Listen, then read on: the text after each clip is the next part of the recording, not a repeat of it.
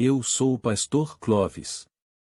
Quero falar sobre o ministério do profeta Elias, que está registrado no primeiro livro de Reis, capítulo 17 até o segundo livro de Reis, capítulo 2. Veremos, a partir de agora, um breve resumo. Elias nasceu em Tisbe, uma cidade na região de Gileade. Seu nome significa "O Senhor é meu Deus". Não há muitos detalhes sobre sua infância, mas ele é introduzido como profeta durante o reinado do rei Acabe e sua esposa Má, Jezabel. Elias profetizou numa época muito difícil da história do povo de Israel do ponto de vista religioso. No tempo de Elias, o reino do norte havia alcançado sua melhor posição econômica desde que havia ocorrido a separação do reino após a morte de Salomão. O rei Onri procurou estabelecer boas relações com as nações vizinhas. Ele casou seu filho, Acabe, com Jezabel, filha de Etaal, rei de Sidom. Esse casal introduziu em Israel a adoração ao deus Baal de Tiro e Sidom. Acabe se encarregou de construir um templo para Baal em Samaria.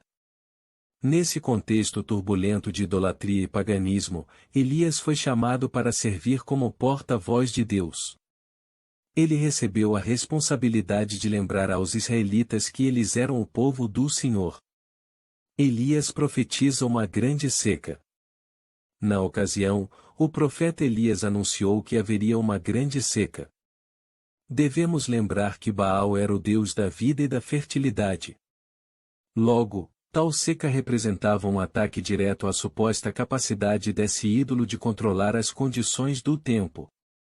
Após profetizar, Elias recebeu recomendações divinas para que se retirasse para o Oriente, escondendo-se junto ao ribeiro de Quirite. Nesse lugar, Elias foi sustentado milagrosamente. A água vinha do próprio ribeiro, e o pão e carne eram trazidos por corvos. A viúva de Sarepta. Após o ribeiro secar por conta da severa seca, Elias foi instruído a ir até Sarepta. Lá ele seria sustentado por uma viúva. Num primeiro instante imagina-se que a viúva que sustentaria o profeta seria uma mulher de posse. Entretanto, o texto bíblico nos revela a situação precária em que aquela mulher vivia. De forma milagrosa e providencial, Deus multiplicou a reserva de farinha e azeite da viúva até que a chuva voltasse a cair sobre a terra. Ainda no capítulo 17 do primeiro livro de Reis, temos o registro da enfermidade que acometeu o filho da viúva e o acabou matando. Então a viúva usou a seguinte expressão: "Que tenho eu contigo, homem de Deus? Vieste tu a mim para trazeres à memória a minha iniquidade, e matares a meu filho?" Ela associou a visita do profeta Elias com a enfermidade do seu filho.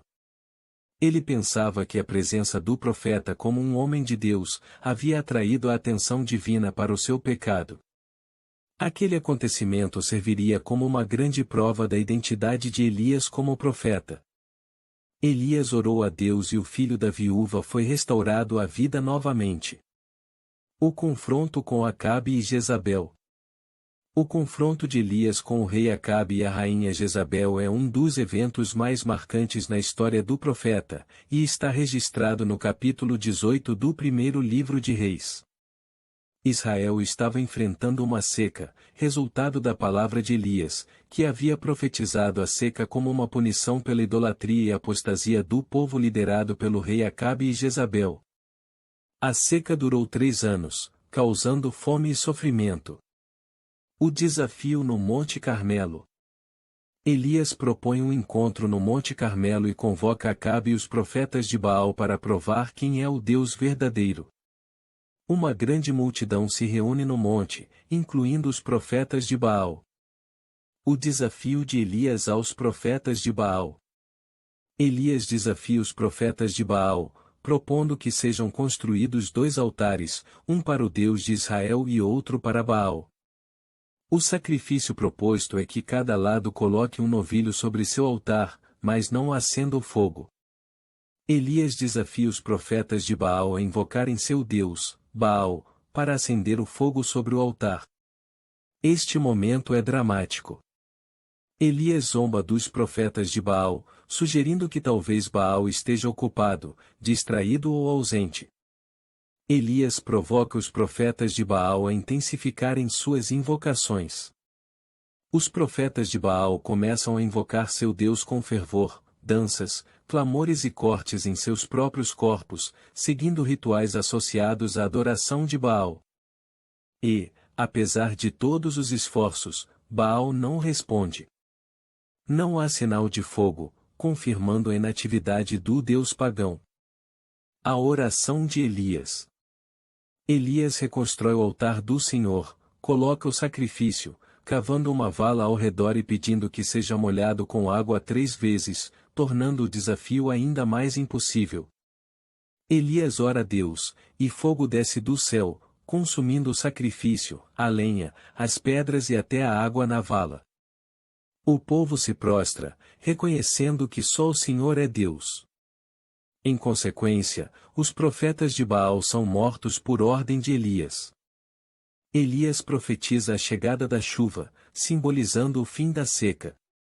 A ameaça de Jezabel e a fuga de Elias. Jezabel, a rainha má e idólatra, ficou furiosa com Elias pela derrota dos profetas de Baal. Jurou vingança e ameaçou matar Elias, dizendo: assim me façam os deuses, e outro tanto, se amanhã a estas horas não puser a tua vida como a de cada um deles. Ao receber a ameaça, Elias ficou com medo e desanimado. Mesmo após a vitória no Monte Carmelo, ele sucumbiu à pressão e ao temor da vingança de Jezabel. Elias fugiu para o deserto, buscando refúgio e se distanciando da ameaça iminente. Ele desejava preservar sua vida diante da ameaça de Jezabel. Elias expressa desânimo e pede a Deus para tirar sua vida. A intervenção de Deus sobre a vida de Elias. No deserto, Deus enviou um anjo para alimentar Elias e fortalecê-lo, preparando-o para uma jornada que o levaria ao monte de Deus, o Monte Horebe. No Monte Horebe, Elias teve um encontro com Deus, onde expressou suas preocupações e Deus renovou seu chamado e propósito, instruindo-o a retornar e ungir sucessores. O seu sucessor e a ascensão. Elias é instruído a ungir Eliseu como seu sucessor. Elias é levado ao céu em um carro de fogo em um redemoinho, sem experimentar a morte física. A história de Elias oferece várias lições e ensinamentos valiosos, os quais veremos a seguir. A fidelidade e confiança em Deus. Elias é um exemplo de fidelidade e confiança em Deus, mesmo em tempos difíceis. Ele confiou na provisão divina durante a seca, no riacho de Quirite, e na casa da viúva de Sarepta. O poder da oração. Elias era um homem de oração poderosa. Seu episódio no Monte Carmelo, desafiando os profetas de Baal, destaca a resposta poderosa de Deus à oração fervorosa. A dependência de Deus em todas as circunstâncias. Mesmo após experimentar milagres extraordinários, como a ressurreição do filho da viúva de Sarepta, Elias enfrentou momentos de desânimo. Deus o ensinou sobre sua fidelidade e providência constante. O entendimento do caráter de Deus. Elias aprendeu sobre o caráter de Deus. Ele experimentou Deus no sussurro suave após o vendaval, terremoto e fogo no Monte Horebe, reconhecendo a presença de Deus na quietude. O chamado para coragem e ousadia.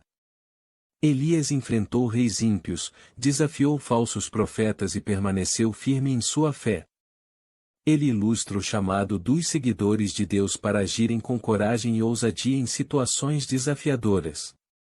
A transição e sucessão. A história de Elias inclui a transição de seu ministério para Eliseu, destacando a importância da sucessão e do treinamento de líderes para continuar a obra de Deus. Gostou? Inscreva-se em nosso canal, curta e compartilhe para que mais pessoas sejam alcançadas pela palavra de Deus. Shalom.